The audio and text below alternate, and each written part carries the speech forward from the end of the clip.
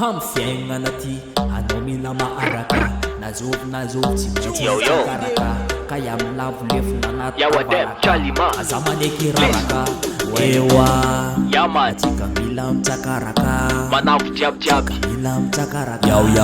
nazovy mila mitsakaraka ok mila yawa kombola ambony tany tsisy olo tsisy tanjona zany lelay manaingina bos na getomany tsy haiko olo adala resaka eto olo normaly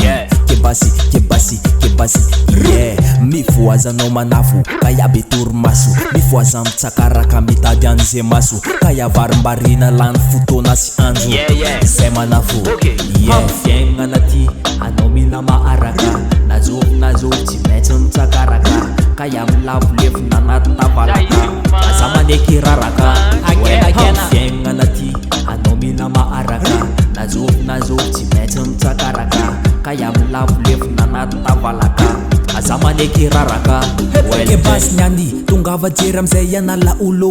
anabonla terra ty mila miketsikolo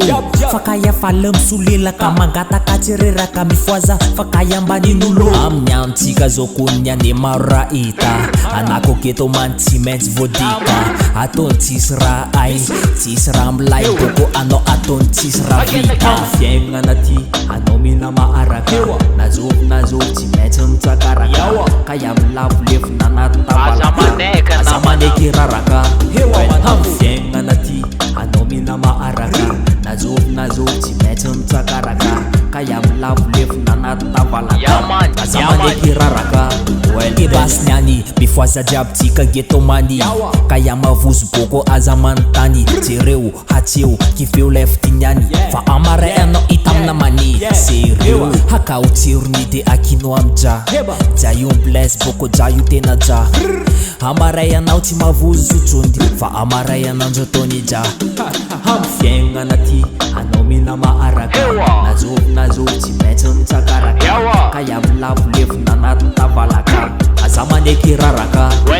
ham fiaignana ty anao mila maharaka nazovy tsy maintsy mitsakaraka kaya milavo lefona anaty tavalaka aza maneky raraka ewa atsika mila mitsakaraka man atsika mila mitsakaraka Discuss for all the ghetto man mila mitsakaraka Listen.